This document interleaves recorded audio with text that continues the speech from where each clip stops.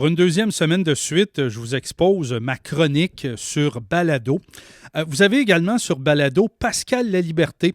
Ça, c'est l'autre Balado de la semaine. Pascal Laliberté, qui est-il? Ben lui, il est un peu le grand Manitou du soccer à Saint-Jérôme et dans les Laurentides, il est excessivement influent.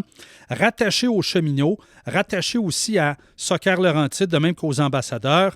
On parle de la situation du Soccerplex. Est-ce que les besoins sont là? Parce que, un peu comme le lac Jérôme, là, puis je ne volerai pas tout le punch, là, vous pouvez l'écouter. Un peu comme le lac Jérôme, ça va devenir un enjeu politique parce qu'il risque, malheureusement, d'y avoir des dépassements de coûts. Et il y a encore des groupes politiques qui estiment que ce n'était pas le bon choix. Donc, avant que ça devienne un enjeu de campagne électorale, j'ai décidé d'en parler avec des chiffres bien précis et Pascal Laliberté. Bon, je vous avoue que c'est le deuxième balado que je fais de la semaine. Vous allez dire, ouais, mais tu viens de dire que c'est ton deuxième en 2 semaines.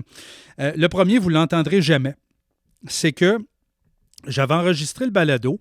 J'étais sur le point aussi d'envoyer mon texte au journal. Puis à un moment donné, j'ai un message sur mon portable. C'est une source qui me dit « Janice Belair-Rolland y va. Elle sera candidate pour le parti Vision Saint-Jérôme. » C'est pas compliqué. Dans ce temps-là, on flush et on recommence. On recommence même si le sujet est le même parce que j'avais eu de l'information au cours des dernières semaines à l'effet que autant... en mars dernier, Janice Belair-Rolland ne voulait absolument rien savoir de la mairie de Saint-Jérôme.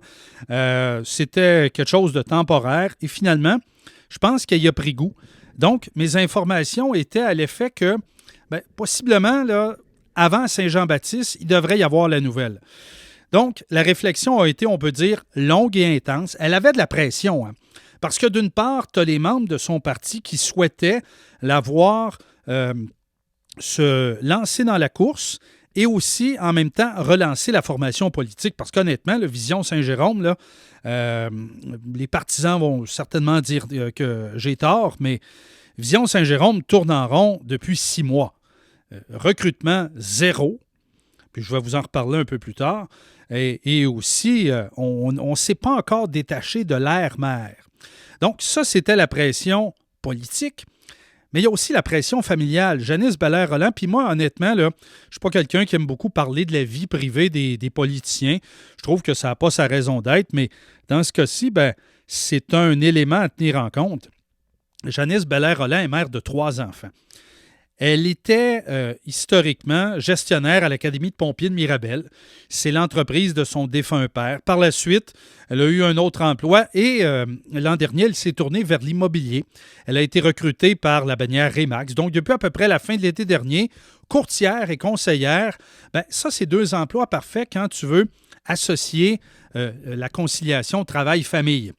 Tu sais, 3 enfants, pas évident, rencontres scolaires, des devoirs, des défis avec les sports ou les activités culturelles. Pour ceux qui ont des enfants, là, vous savez, là, c'est pas du 8 à 4 ou du 9 à 5 avoir un horaire avec les enfants.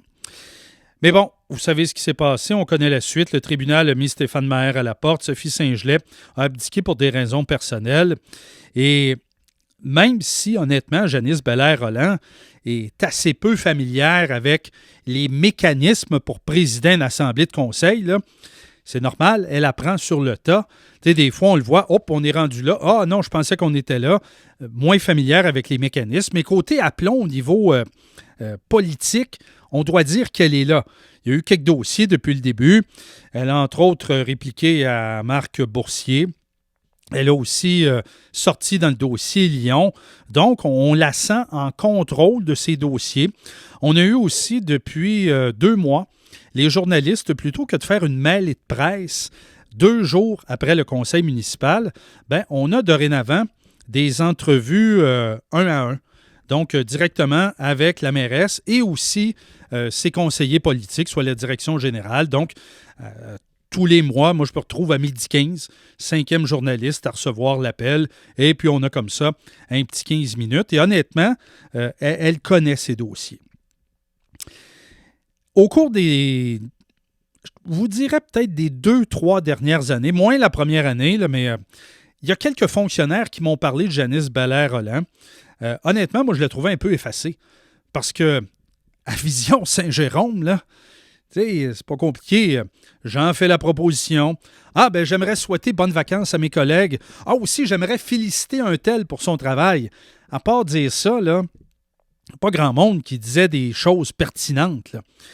Mais par contre, il y a des fonctionnaires qui me disaient, écoute, honnêtement, là, peut-être à part Stéphane Maher, qui est un gars qu'on l'aime ou qu'on l'aime pas, là, c'est un gars qui maîtrisait très, très bien ses dossiers. On me disait, Janice Belair-Rolland, c'est peut-être la meilleure tête au conseil municipal. Et certains fonctionnaires qui me disaient, dans son cas, on n'a pas besoin d'y répéter 2 fois, ce qui n'est pas le cas de tout le monde. Bon. Janice Belair-Rolland avait un choix à faire. Puis, je l'ai souvent écrit dans le journal, là, faire de la politique, c'est dur, là. Ceux qui pensent que, bah, c'est facile, tu t'assois. Non, non, non, non, non. Quand tu reçois les documents du conseil municipal, je veux dire, c'est l'équivalent de parfois, là, je ne dis pas toujours, là, mais parfois, ça peut être un 100, 150 pages à lire. C'est sûr que si tu lis la première ligne, bon, résolution pour une dérogation mineure pour telle affaire, c'est beau. Mais si tu te mets à te concentrer puis à lire ça, sur tous les dossiers de ton quartier, c'est beaucoup de travail. Mais dans son cas, là, elle arrivait à un carrefour de sa vie. Puis, vous le savez, là, des fois, ça nous arrive dans notre vie. On est comme à la croisée des chemins. Un événement arrive, il y a une porte qui s'ouvre. Est-ce qu'on y va ou est-ce qu'on y va pas? Puis l'exemple, moi, le premier qui me vient en tête, c'est celui de Ginette Renault. Le plan de match que son ancien gérant René Angélil a mis sur pied pour Céline Dion, là, ça n'a pas été inventé pour Céline Dion, c'était un copier-coller de Ginette. Ginette a dit non à une carrière internationale, Céline a dit oui, on connaît la suite. Dans le fond, Janice Belair-Rolland a décidé de prendre la philosophie de Céline cette fois-là et de se lancer. C'est quelqu'un qui travaille fort. Sophie Saint-Gelais travaillait fort. Stéphane Maher travaillait fort aussi. Les derniers maires de Saint-Jérôme travaillent fort. Même Marc Gascon, là, je n'ai jamais été le plus grand partisan de lui, là, on me dit aussi qu'il travaillait fort. Des semaines de 45-50 heures, oubliez ça, ça n'existe pas. Il n'y a rien en bas de 60 heures. Mais ce qu'on me dit honnêtement, c'est qu'elle aime son travail. Elle se sent sur son X. Pas le syndrome de l'imposteur. Vous allez dire, ben voyons donc, elle s'était présentée au fédéral, pourquoi qu'elle aurait le syndrome de l'imposteur? Ben, à un moment donné, là, puis pour reprendre un peu de baseball, là, quand tu es le deuxième lanceur à sortir de l'enclos de relève, là, puis là, on ne parle pas d'un match de 18 manches, là, non, c'est pas ça, là.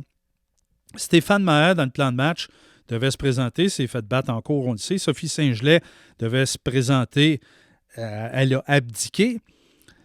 Puis est arrivé comme ça, comme un cheveu sur la soupe, ben, un peu comme Philippe Allou, les plus vieux vont se rappeler de lui, là. Vous savez, quand il avait remplacé Tom Ronalds, ce brillant entraîneur-chef qui était arrivé avec son saut militaire au camp d'entraînement à West Palm Beach, il n'avait pas toffé à run, il n'avait pas fait long feu.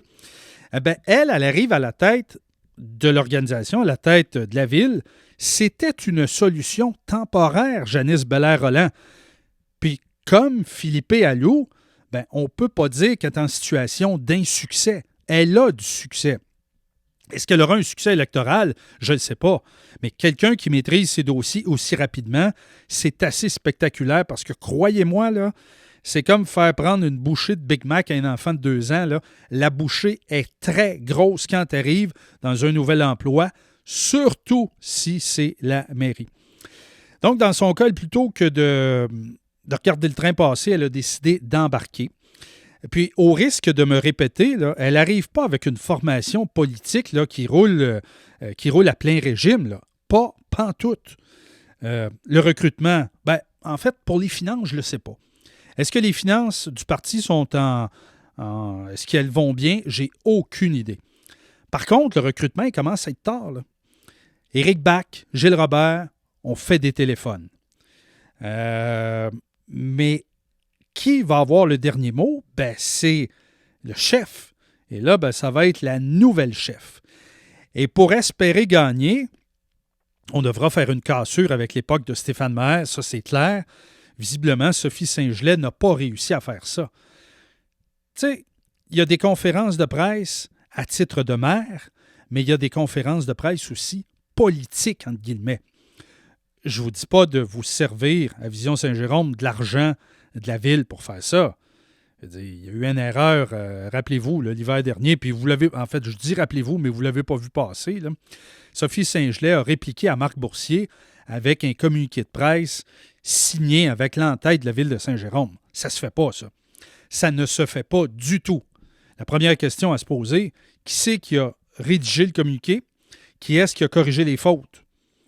Est-ce que c'est du personnel du parti ou si c'est la secrétaire de Sophie Saint-Gelais? La secrétaire de Sophie Saint-Gelais n'est pas pantoute payée pour des communiqués de presse à saveur politique. Elle est payée pour écrire ou pour corriger. Dans le dossier Lyon, je ne suis pas contente que telle négociation.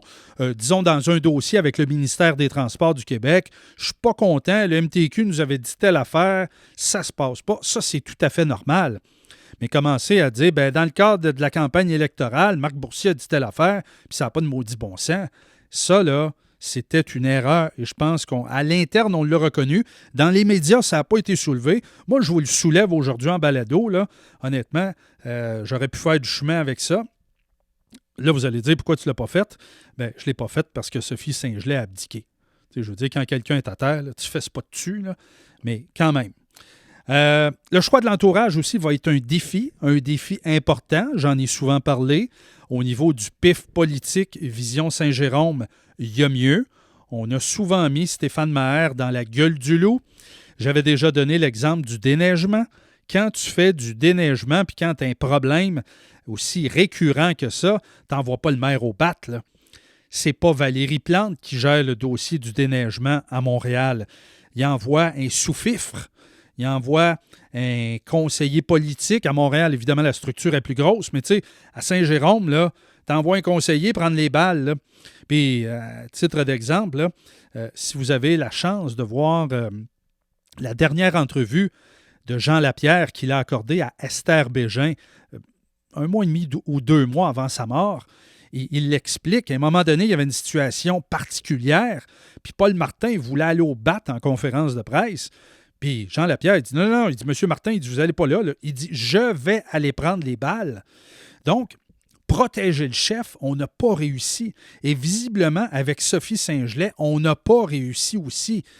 C'est un dossier personnel, c'est un peu plus délicat, mais quand même, elle en a travaillé des heures. On aurait dû, au sein du parti, restructurer ça. Maintenant, avec 3 chefs connus dans la course, si on laisse faire un peu Vision Saint-Jérôme, c'est quoi ta prédiction, Mathieu? Honnêtement, je ne le sais pas. On est à 5 mois et 1 semaine de l'élection au moment de l'enregistrement. Là. Ça veut dire quoi? Il y a l'été. Est-ce que l'été a une influence? Certainement.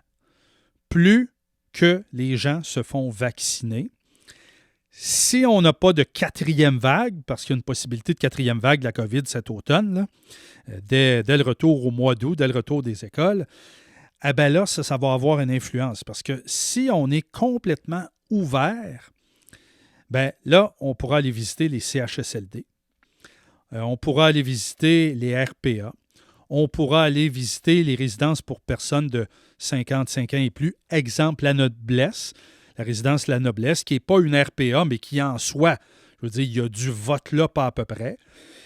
Et l'autre chose aussi, c'est que si on est encore confiné, là, ça va être la machine électorale et surtout les stratèges sur les médias sociaux. De plus en plus de personnes âgées, je parle des personnes âgées, je ne fais pas de l'âgisme, là, mais c'est que les personnes âgées, statistiquement, votent plus que les plus jeunes. Donc, de plus en plus de personnes âgées sont branchées maintenant. Avec la pandémie, ils ont leur Facebook, certains ont leur Twitter, ont leur courriel. Comment fait-on pour les atteindre? Il y a même des statistiques à la ville. À un moment donné, je parlais il y a 1 mois et demi, 2 mois avec quelqu'un, puis la personne me disait, on a fait un sondage là, sur le site web de la ville, et sincèrement, les personnes de 60 ans et plus, là, c'était un fort pourcentage là, de réponses. Là. Quand je dis un fort pourcentage, là, on était dans le 40-50% dans ces eaux-là. Là.